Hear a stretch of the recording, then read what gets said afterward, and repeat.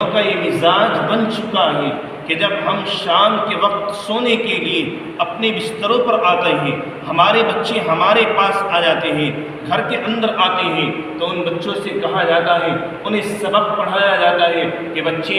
آج سویرا سو جائیے، صبح کو آپ کا پیپر ہے، صبح کو آپ کو اسکول کے اندر جانا ہے، صبح جلدی اٹھنا ہے، اس لیے آپ سویرے سو جائیے۔ وہی ہمارے بچے اس بات کو سننے کے لیے ترس گئے ہیں، ان کے کان اس بات کو سننے کے لیے ترس رہے ہیں کہ ان کے کانوں میں یہ آواز پہنچائی جائے کہ بچے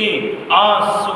سویرے سو جائیے، صبح آپ کو اٹھ کر کے نماز پڑھنے کے لیے جانا ہے، صبح آپ کو اٹھ کر کے مسجد میں پڑھ جانا ہے، صبح آپ کو اٹھ کر کے مکتب مدرسے کے اندر پہنچنا ہے۔ یہ بچے ہمارے منتظر ہیں اس بات کو سننے کے لیے۔ ہمارے گھروں کا مزاج یہ بن چکا ہے کہ جب ہمارے گھر کے اندر کوئی بچہ مہمان بن کر کے آتا ہے تو اس سے معلوم کیا جاتا ہے کہ بچے آپ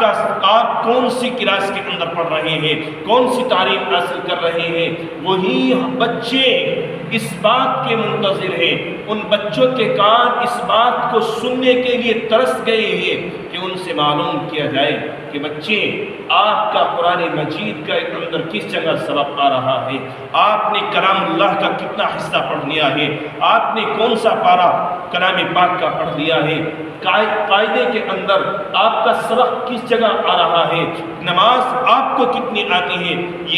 یہ باتیں سننے کے لیے ہمارے بچوں کے کان ترس رہے ہیں۔ یہ باتیں ہم اپنے بچوں کے سامنے پیش نہیں کرتے ہیں، ان کے سامنے اگر پیش کیا جاتا ہے تو دوسرا سبق پیش کیا جاتا ہے۔ اس لیے میرے عزیزوں، بزرگوں، نوجوان دوستوں، اپنے گھروں کے اندر دینی نظام قائم کیجیے اور دینداری کا ماحول اپنے گھروں کے اندر قائم کیجیے۔ اپنے بچوں کے سامنے اسلامی تعلیمات کو پیش کیجیے، اسلامی تعلیمات کی عظمت، اس کی وقار، اس کی محبت ان بچوں کے دل و دماغ کے اندر بٹھائیے۔ اللہ رب العزت ہم سب کو عمل کی توفیق عطا فرمائے۔ جن حضرات نے سنتیں نہیں پڑھی ہیں وہ سنتیں پڑھ لیں، سب کے اندر جہاں جگہ خالی شروع کریں۔